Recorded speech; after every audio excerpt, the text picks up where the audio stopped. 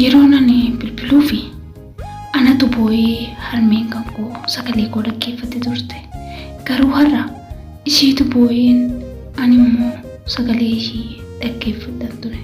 Kuni anaaf gadda guddaadha.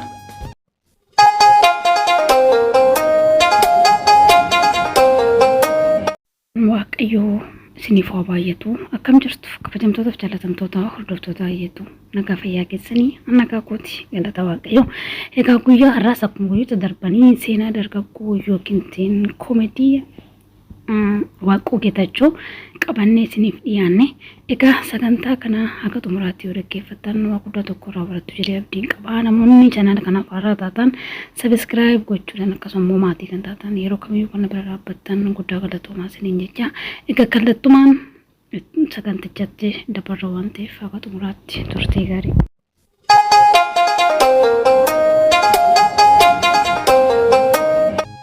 Ani maqaan koo Waaqoo Geetachoo jedhama. Amma waan hin koomedii hojjedhuu fi koomediyaan Waaqoo Geetachoo naan jedhu.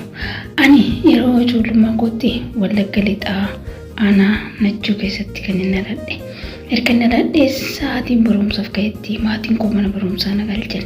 Keessumaa yoo abbaan kan koo akka nuti barannu baay'ee waan jaallatuuf jecha yeroo hundaa baradhaa baratanii yoo san nama ta'uu nuun jedha. Anis achirraa kan ka'e barumsa koo hedduun jaalladha. Kanaafis barumsa kan koo yoomiyyuu itti fufee akkan baradhuu qabu maatiin kan koo waan jajjabeessanii fi anis barumsa kootti jabaadheen baradhe. Ani obboleewwan hangafaa takkaa fi akkasuma obboleewwan kutusuu lamaan qaba. Abbaa kan koo waliinis akkuma maatii kaanii hariiroo abbaa fi ilmaa gaarii qabna turre. Abbaan kan koo anaaf nama addaati. Abbaan kan koo nama gaarii ture. Abbaan kan koo namoota waliin nama walii galuudha. Firaafis hawaasa waliinis hariiroo gaarii qabu. Nuti ijoollee isaa immoo akka barnoota jaalannu nu gorsa. Barnootaaf iddoo guddaa qaba. Barumsa ni jaalata. Dhimmoota lamaan kanneen abbaan kan koo yeroo kamiyyuu nu yaadachiisa. Abbaan kan koo nama cimaadha. Manneen barumsaa keessattis siyaasa keessatti amantii keessatti abbaan kan koo gahee cimaa qaba ture. Manneen barumsaa irrattis ta'ee karaa kamiiyyuu egaa hawaasa isaatiif bu'aa guddaa buuse. Anis jabaadhee barumsa koo baradhee xumureeni gara Finfinneetti gaafa galee hojiif jalqabu yeroo baay'ee sababii isaanirraa fagaachuurraa kan ka'es ani baay'ee na yaaddaan ture. Gaafa ni harmee kooti bilbilu nan bo'aan ture waan isaan yaaduuf jecha. Obboleessi kan koo inni anarraan dhalate hin naqabu ture. Afaan isaatiinis hin dubbatu. Obboleessi kan koo kutusuunis immoo ni jira. Isaanis abbaa kan koo wajjiniin maatii koo waliin jiraatu. Guyyaa tokko keessaa kara guyyaa tokkotti galgala abbaan koo fi harmeen kan koo akkuma yeroo kan godhani kadhannaa taasisanii rafuuf turan. Isaanis kutaa ciisichaa isaanii turan. Obboleessi koo kutusuun yeroos wajjiniin ture. Kutaasaa keessa ture. Yeroo jalqabaa mana irratti dhagaadhaan darbatan. Achis jarri mana cabsanii seenuuf gaafa jedhani lakki aniyyuu isiniin bana waan barbaadan haasa'uu dandeenya jedhee balbala banee ol galche. Haadha koo yeroo sanii baqattee deemte. Abbaan koo deemi ati mucaa fuudhii aannan sirreessaa ittiin jedhe. Obboleessi koo waggaa 19 garuu haadha koo waliin abbaa koo dhiisee deemuuf itti ulfaatee kutaa biraa keessa dhokatee qara qawwaa ilaalaa ture. Akka obboleessi koo yeroo sanii ijaan arginatti himutti erga namoota ol seensisee meeshatu yookaan meeshaa waraanaatu jira mana keessaa fide jedhaniin. Lakki ani meeshaa hin qabu. Diina isa kamiin qabaayyuu meeshaa maaliin ittiin godha? Yoo barbaadani sakatta'uu dandeessu ittiin jedhe.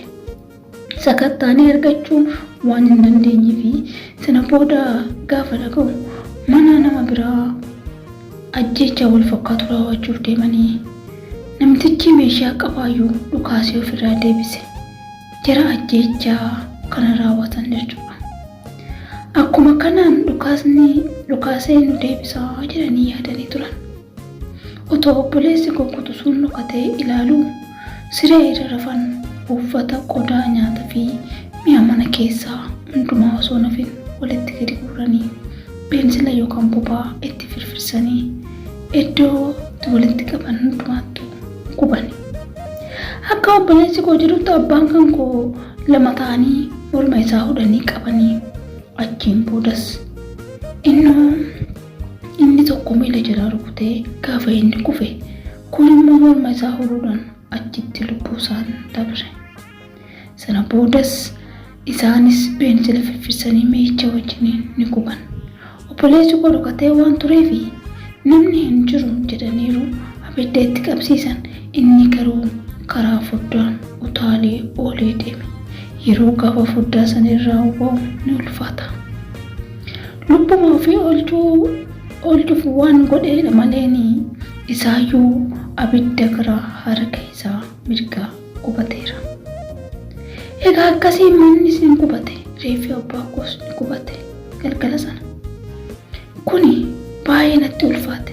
Ani garuu yeroo san kana hundaa hin argus hin nageenyesi. Finfinneen jiraadhaan. Gaafas ganama ergaan qabaaban miseejidhaan na bira ga'e abbaa isaa ni dhukkubaa yaa qaqqabatu kan jirudha. Ani immoo wantichi kun naaf hin galle ture. Gaafanii haadha kootti bilbilu osoo harmee kootti sin bilbiliin dura hiriyoonni koo bilbilaan waan isaaniif fuulli isaanii baay'ee gurraacha'e. Nama miseejii naa barreesse kanattis gaafan deebisee bilbilli isaanii cufaadha. Kan harmee koottis yeroodhaaf on yaalu cufaadha. Wantichi akka hammaates naaf gale. Haadha koos bilbiluun maqaa boo'ichaaf dandeessee natti hin dubbatu turte. Abbaa koo nu ajjeesaniiru. Mana keenyas gubaniiru. Anaa fi obboleessi kee Tuuliin garuu nagaadha. Yeroo dandeesse dafii nu qaqqabii naan jette. Atii fi Tuuliin akkatti isaan nagaa ta'uu kun naaf galuu dide. Isin nagaadhaa jennaan eeyyeen nuti nagaadha naan jette. Tuulitti naa kennime gaafan jiruuni. Innis dadhabee xiqqoosii waan haa boqotuu naan jette. Garuu innis yeroo sanii akka yeroo sanitti of wallaalee jirudha. Sana booda mana fincaanii keessa seenee ija koo lamaan walirra buufadhee kadhata gabaabaa taasise. Yaa Waaqayyo, rakkina waan sammuu koo ol ta'ee gara jiraatti. Yaa Waaqayyo, rakkina sammuu koo ol ta'e ittiin galaa jiraatti. Ati na gargaari jedheen bahe. Reeffa abbaa koo akka gubate magaalaa Najjoo ga'ee gara awwaala isaa na geessan. Osoo achiin ga'een dura garuu makiinaa keessatti yeroo karaa Najjoo deemnu miira keessas galee aariidhaan bu'aa waan deemuuf waan tuffannisu yeroo sanatti hin beeku. Akkasuma mucayyoon waggaa 13 kan amantaan isii musliimaa turte tokko maal taatee naan jette. Isiinis anis walitti baay'ee dhiyaannee waan jiruufi aareetiin jiras yeroo sanitti abbaa koo na jalaa ajjeesanii mana keenyas ni gubanii jedheen. Yaa Allah, maaliif ta'e garuu jettee mucayyoon baay'ee gaddite. Kana booddee ammas xiqqoo turtee namoota abbaa kan kee ajjeesanii osoo argite maal gootaree naan jette. Gaafii kana ani yeroo sanatti tasumaayyuu waan kana yaaduun barbaanne. Yeroo sanatti miira keessas galee waan hin jiruufi osoo argee nan ajjeesan jira malee wanti biraa waan hin deebisu hin jiru. Isheenis kanaan booda kan inni gumaa ijaa kan baatu Waaqayyoodha naan jette. Akka inni yeroo sanii ka'umsa kootitti akka nifama godhuufiyyuu kan na taasise isa kanaadha. Daa'imti waggaa hamma kanaa yaada kana akkasitti hubachuunis anaa fi Waaqayyumatu isheetti ergee jira akka gootti. Dhiifama gootuufi yeroo isin naan jettu yeroo sanitti dhiifama godhuufi osoo argee akkasitti isaan qubee ana hedduu natti tola. Mana keessatti aladhee fi abbaa kan koo baay'ee dhabuu jechuun hedduu natti ulfaata. Mana koo harmee abbaa kootii dhaqnee mana kootii kan harmee abbaa kootii dhaqnee achitti gaddateenya. Nuti abbaa keenya jennee boonyaa, isheen immoo mucaa koo jettee boosse. Duraani yeroo an bilbiluu fi anatu boo'ee isheen immoo sagalee koo dhaggeeffatti.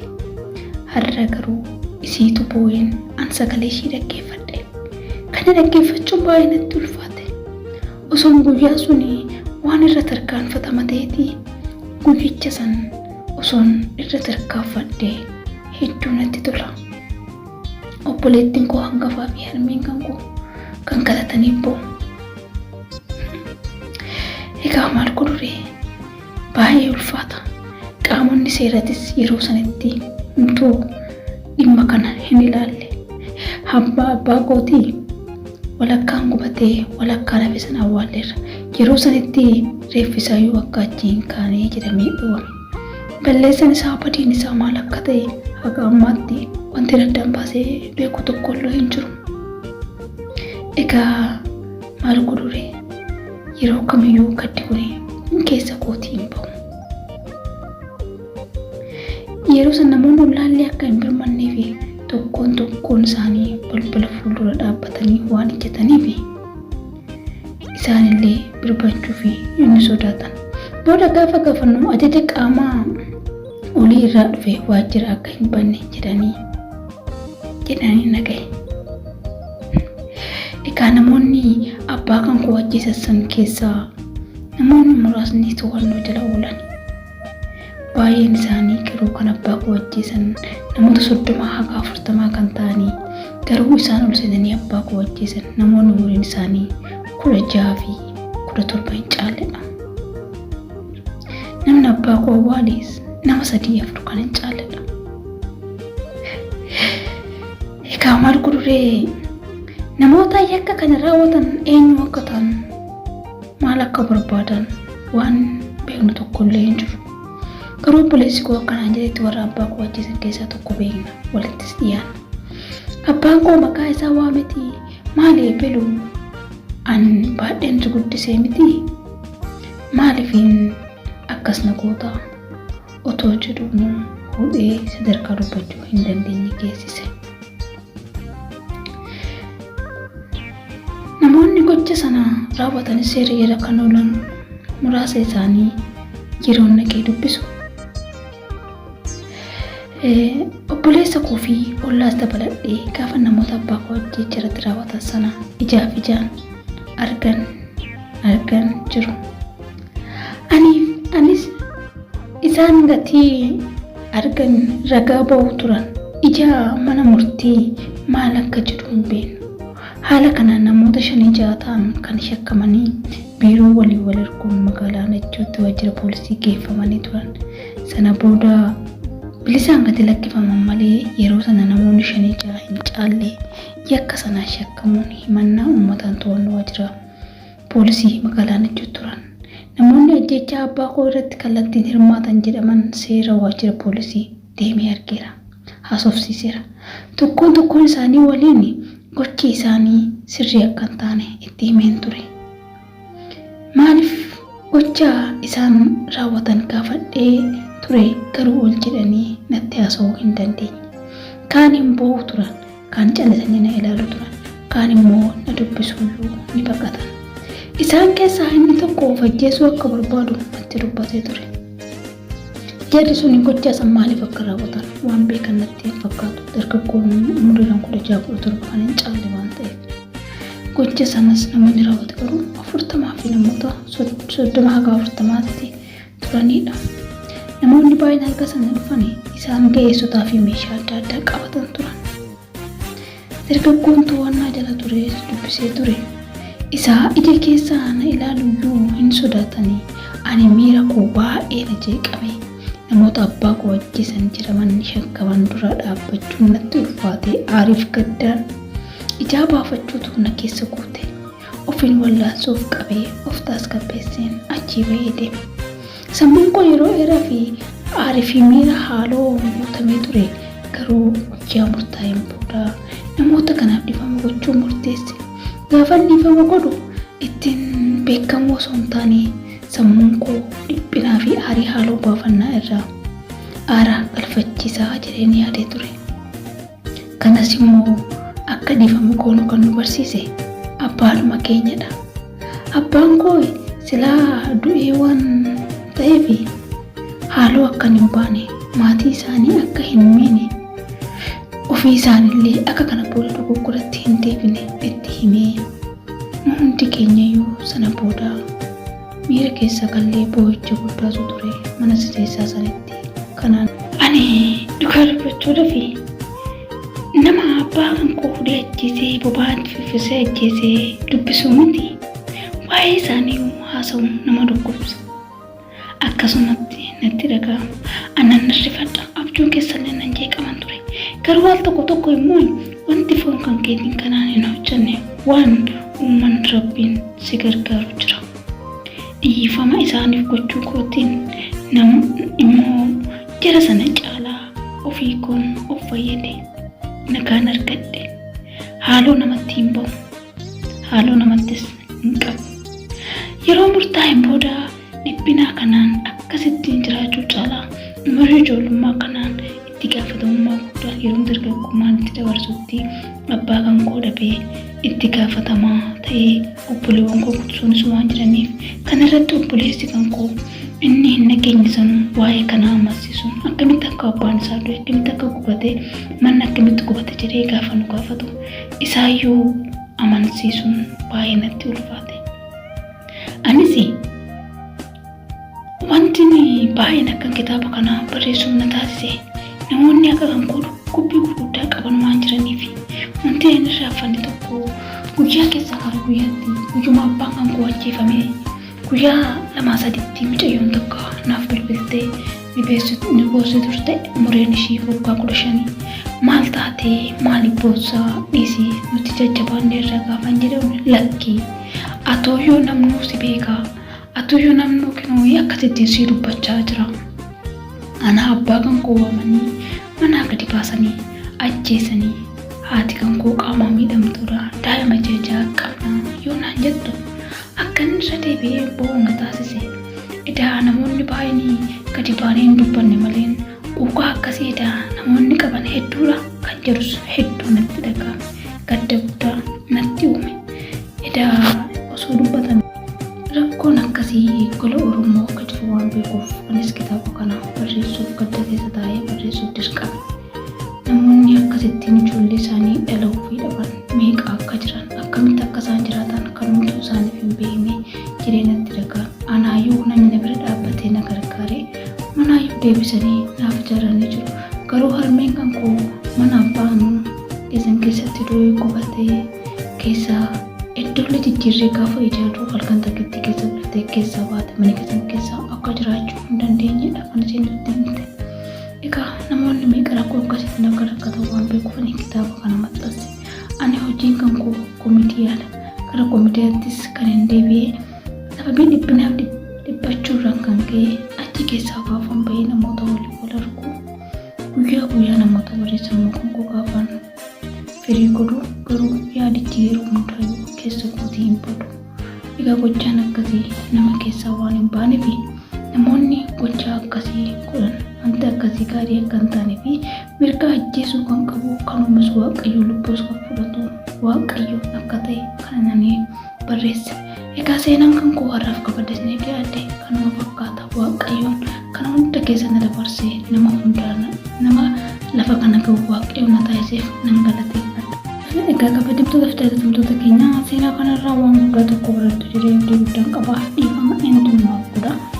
Egaa dhiifama gochuun eenyudhaan boqochiisa kan jiru waa guddaa akka irraa barattu jedhee namana guyyaa biraa immoo viidiyoo biraatiin akka walitti deemnutti turtii gaarii.